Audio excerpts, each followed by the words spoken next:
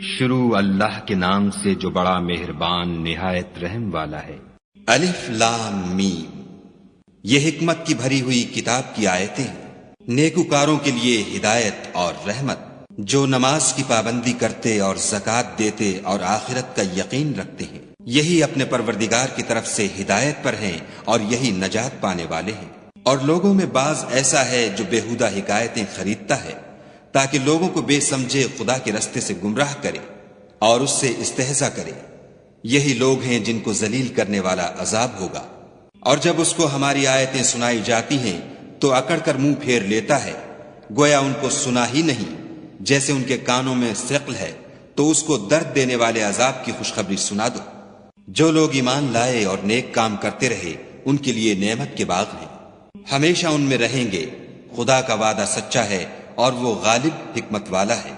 اسی نے آسمانوں کو ستونوں کے بغیر پیدا کیا جیسا کہ تم دیکھتے ہو، اور زمین پر پہاڑ بنا کر رکھ دیے تاکہ تم کو ہلا ہلا نہ دے، اور اس میں ہر طرح کے جانور پھیلا دیے، اور ہم ہی نے آسمان سے پانی نازل کیا، پھر اس میں ہر قسم کی نفیس چیزیں اگائیں۔ یہ تو خدا کی پیدائش ہے، تو مجھے دکھاؤ کہ خدا کے سوا جو لوگ ہیں انہوں نے کیا پیدا کیا ہے۔ حقیقت یہ ہے کہ یہ ظالم صریح گمراہی میں ہیں۔ اور ہم نے لقمان کو دانائی بخشی کہ خدا کا شکر کرو، اور جو شخص شکر کرتا ہے تو اپنے ہی فائدے کے لیے شکر کرتا ہے، اور جو ناشکری کرتا ہے تو خدا بھی بے پرواہ اور سزاوار حمد و ثنا ہے۔ اور اس وقت کو یاد کرو جب لقمان نے اپنے بیٹے کو نصیحت کرتے ہوئے کہا کہ بیٹا خدا کے ساتھ شرک نہ کرنا، شرک تو بڑا بھاری ظلم ہے۔ اور ہم نے انسان کو جسے اس کی ماں تکلیف پر تکلیف سہ کر پیٹ میں اٹھائے رکھتی ہے، پھر اس کو دودھ پلاتی ہے، اور آخر کار 2 برس میں اس کا دودھ چھڑانا ہوتا ہے، اپنے نیز اس کے ماں باپ کے بارے میں تاکید کی ہے کہ میرا بھی شکر کرتا رہ، اور اپنے ماں باپ کا بھی کہ تم کو میری ہی طرف لوٹ کر آنا ہے۔ اور اگر وہ تیرے در پہ ہوں کہ تو میرے ساتھ کسی ایسی چیز کو شریک کرے جس کا تجھے کچھ بھی علم نہیں، تو ان کا کہا نہ ماننا، ہاں دنیا کے کاموں میں ان کا اچھی طرح ساتھ دینا، اور جو شخص میری طرف رجوع لائے اس کے رستے پر چلنا، پھر تم کو میری طرف لوٹ کر آنا ہے، تو جو کام تم کرتے رہے میں سب سے تم کو آگاہ کروں گا۔ لقمان نے یہ بھی کہا کہ بیٹا اگر کوئی عمل بالفرض رائی کے دانے کے برابر بھی چھوٹا ہو، اور ہو بھی کسی پتھر کے اندر یا آسمانوں میں مخفی ہو یا زمین میں، خدا اس کو قیامت کے دن لاموجود کرے گا۔ کچھ شک نہیں کہ خدا باریک بین اور خبردار ہے۔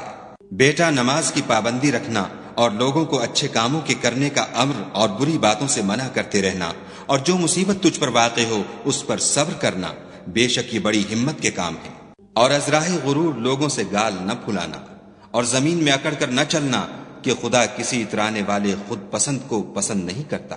اور اپنی چال میں اعتدال کیے رہنا، اور بولتے وقت آواز نیچی رکھنا، کیونکہ اونچی آواز گدھوں کی سی ہے، اور کچھ شک نہیں کہ سب سے بری آواز گدھوں کی ہے۔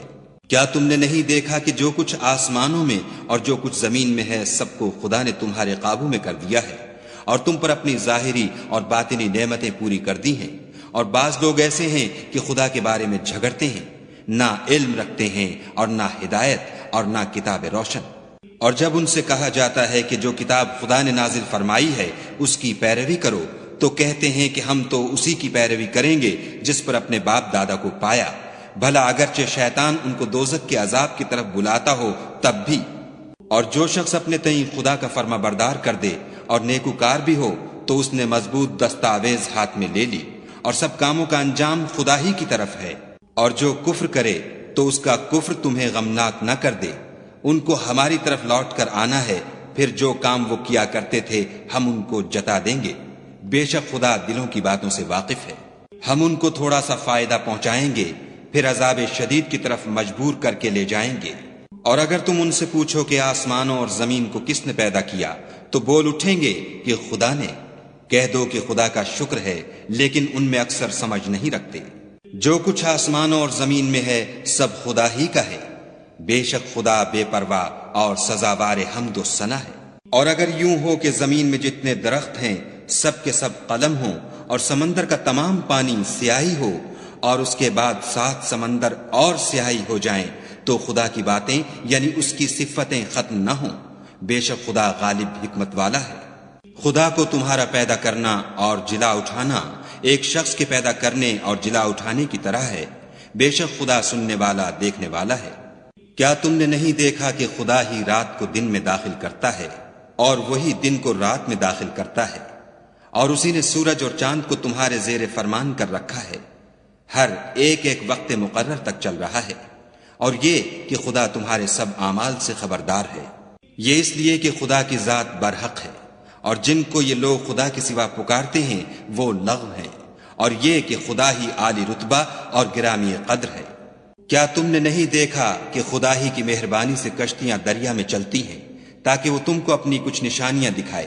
بے شک اس میں ہر صبر کرنے والے اور شکر کرنے والے کے لیے نشانیاں ہیں۔ اور جب ان پر دریا کی لہریں سائبانوں کی طرح چھا جاتی ہیں تو خدا کو پکارنے اور خالص اس کی عبادت کرنے لگتے ہیں۔ پھر جب وہ ان کو نجات دے کر خشکی پر پہنچا دیتا ہے تو بعض ہی انصاف پر قائم رہتے ہیں، اور ہماری نشانیوں سے وہی انکار کرتے ہیں جو عہد شکن اور ناشکرے ہیں۔ لوگوں اپنے پروردگار سے ڈرو اور اس دن کا خوف کرو کہ نہ تو باپ اپنے بیٹے کے کچھ کام آئے اور نہ بیٹا باپ کے کچھ کام آ سکے۔ بے شک خدا کا وعدہ سچا ہے۔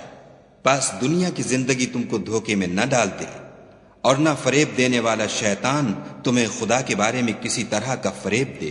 خدا ہی کو قیامت کا علم ہے، اور وہی مے برساتا ہے، اور وہی حاملہ کے پیٹ کی چیزوں کو جانتا ہے کہ نر ہے یا مادہ، اور کوئی شخص نہیں جانتا کہ وہ کل کیا کام کرے گا، اور کوئی متنفس نہیں جانتا کہ کس سرزمین میں اسے موت آئے گی۔